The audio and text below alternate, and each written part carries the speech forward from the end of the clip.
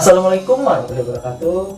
Terus jalan, main nama Islam Marfian Nabi dengan APM 19420054 dari grup 2K3.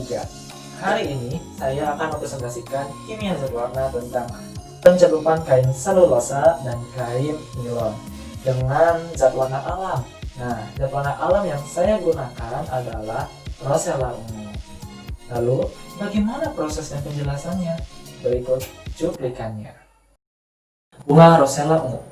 Bunga ini menghasilkan 3 komponen utama, yaitu saponin, flavonoid, dan antosianin. Nah, antosianin inilah menjadi kandungan utama pada bunga rosella ungu. Nah, antosianin juga bisa menghasilkan zat antioksidan yang tinggi sehingga bagus untuk tubuh dan menjadi zat anti kanker. Antosianin itu bisa menjadi pewarna makanan dan juga pewarna obat. Namun di sisi lain dia juga bisa menjadi pewarna kain.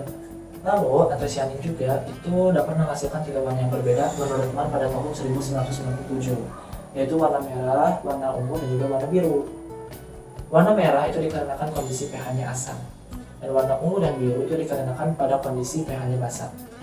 Nah, antosianin juga merupakan turunan dari struktur kation propionidasa yang sangat reaktif.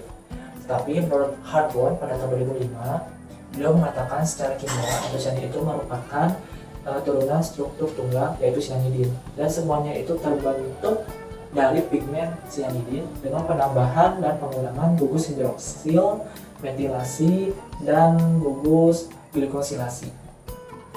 Antosianin juga itu adalah suatu kelas dari senyawa flavonoid yang secara luas terbagi dalam polifenol tumbuhan. Dan itu tuh ada flavon, flavonon, flavononom, flavonol, lalu ada flavan 3-ol. Itu tuh adalah kelas dari flavonoid yang berbeda dalam oksidasi antosianin. Dan dari ekstraksi bunga rosella ungu ini terdapat 4 antosianin yang berbeda. Ada dapinidin 3-sambubiosida, terus dapinidin 3-glukosida, cyanidin 3-sambubiosida, dan juga cyanidin 3-glukosida. Tetapi yang paling dominan itu tuh ada 2 senyawa saja paling dominannya, yaitu dapinidin 3-sambubiosida dan juga cyanidin 3-sambubiosida. Nah, dari 2 senyawa tersebutlah yang menjadi pemberi warna pada kelopak bunga rosella ungu. Nah, serat selulosa dengan zat warna alam itu akan mengalami ikatan hidrogen dan ikatan van der Waals. Ini terjadi pada umumnya.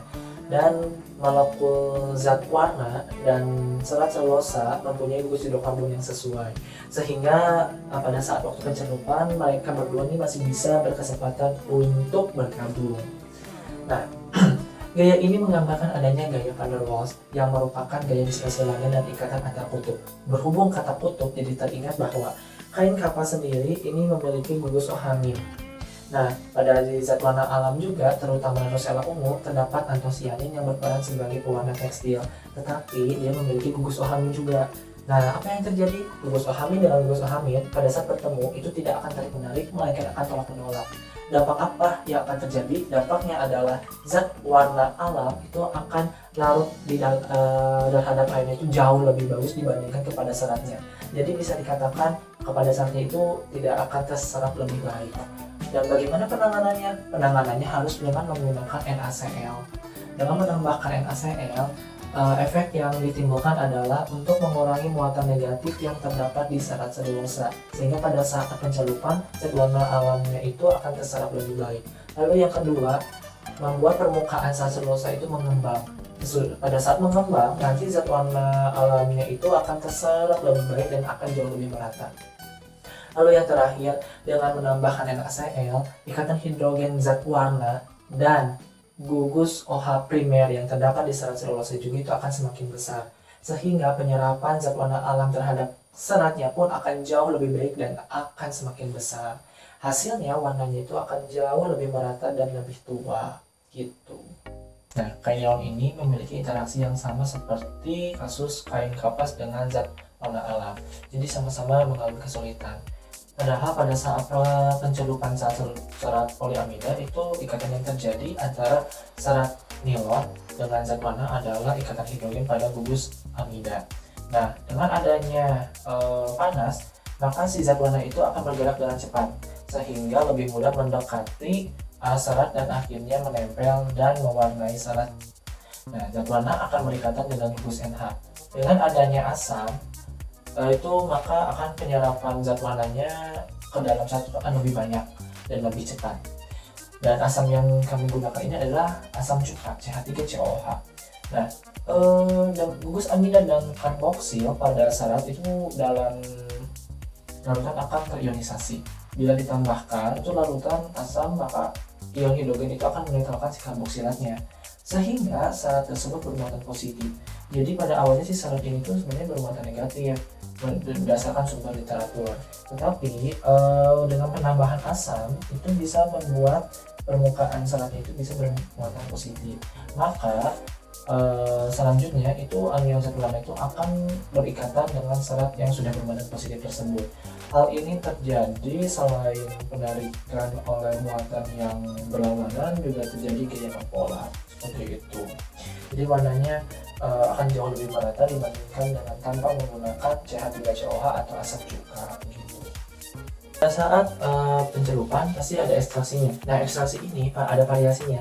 Variasinya ini yang saya gunakan itu variasi waktu. Ada ekstraksi 30 menit dan ekstraksi 60 menit. Nah, dari segi kepekatannya, tentu saja ekstraksi yang 60 menit ini adalah jauh yang kepekatannya lebih baik dari segi warnanya juga. Tapi yang ekstraksi 30 menit ini kepekatannya kurang kalau jika dibandingkan. Lalu yang kedua ini dipengaruhi oleh ampasnya. Kalau ampas yang di ekstraksi 30 menit ini tuh menghasilkan ampas yang masih dibilang utuh. Ada yang sebagiannya hancur tapi lebih dominannya masih berbentuk bunga. Jadi utuh. Kalau yang ekstraksi 60 menit ini benar-benar hancur. Selama 60 menit itu benar-benar hancur dan seperti pupuk, seperti tanah liat. Sampai mengira ini bisa jadikan pupuk gitu ampasnya. Lalu yang ketiga ini dipengaruhi juga oleh kekentalan. Mengapa? Semakin lama waktu kekentalan juga pasti berubah karena dipengaruhi juga selama pengadukan. Jadi selama yang 30 menit ini dia ini pasti keadaan encer. Tetapi yang 60 menit ini wow, itu udah terlihat seperti kental dan bisa dibilang malah makin pekat lagi gitu. Sehingga dari 3 faktor tersebut itu tuh bisa mempengaruhi dari hasil pewarnaan kainnya. Setelah proses pencelupan, ada yang dikenal dengan proses pemurdanan. Ya, proses ini adalah bertujuan untuk meningkatkan daya tarik zat warna alam terhadap bahan tekstil. Dan murdan juga itu berfungsi untuk menghasilkan kerataan dan ketajaman warna yang lebih baik menurut Fitria pada tahun 2013. Nah, proses murdan juga ini merupakan fiksasi yang berfungsi untuk memperkuat warna dan mengubah zat warna alam sesuai dengan jenis logam yang mengikatnya serta menguji zat warna yang telah masuk ke dalam serat.